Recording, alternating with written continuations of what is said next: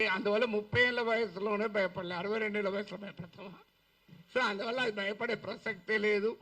Arrest ఇంతవరకైతే మీకు facts కూడా చెప్పాలి. ఎందుకంటే ఇక్కడ మాట్లాడిన వాళ్ళు చాలామంది బహుశా టీవీలు మిస్లీడ్ చేసిన రాంగ్ ఇన్ఫర్మేషన్తో కూడా ఉన్నట్టున్నారు.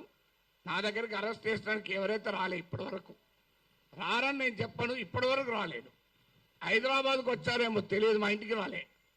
అయితే అక్కడ తెలంగాణ పోలీస్ ప్రొటెక్షన్కి వస్తే వాళ్ళ ఫోటోలు వేసి మనం మీడియాలో ఆంధ్ర పోలీస్ వచ్చిందని రాశారు. ఆ వీడియోలో ఉన్న వ్యక్తి మన టోలీచెక్ సిఐ. సో అలా కూడా వచ్చాయి వార్తలు. ఆ వార్తలు కూడా ఇట్లాంటి పత్రికల్లోనే వచ్చాయి. పోనీ వీళ్ళు ఇక్కడ మనకు అర్థం కావాల్సింది అంటే, ఒకటి రాజ్యం ప్రభుత్వమే నేరుగా కేసులు పెట్టింది. ఏంటా కేసులు? కుల చిచ్చు పెట్టానట. నేను నా మాటలో ఎక్కడ కులమన్న పదమే లేదు. కుల చిచ్చు పెట్టాను. పవన్ కళ్యాణ్ మాటల్లో కూడా చెప్పాడు కులం. అసలు నేను ఎక్కడ కులం తీసానో నాకు ఇప్పటికి అర్థం కాలే.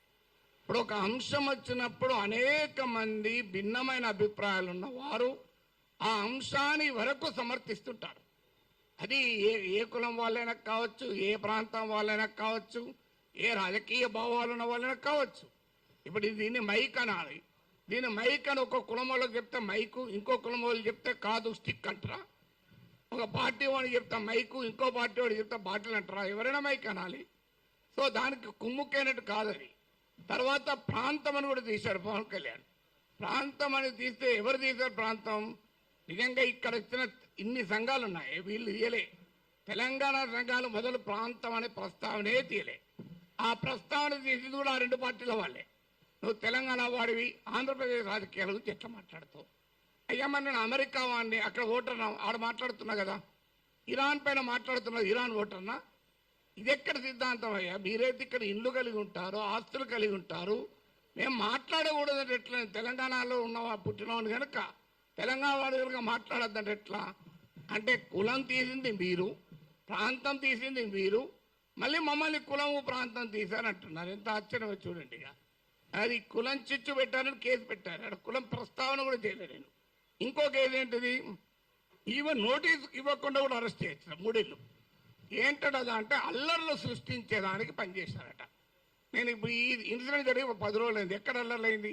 2 దోమలు కూడా ఎవరు చంపలే, 4 ఈగలు కూడా చంపలే. అల్లర్లు ఎక్కడే? పోనీ 2 కుక్కలు కొట్లాడుకున్నాయా? అరే ఏమో ఏంది మీకు? అల్లర్లు సృష్టించారు.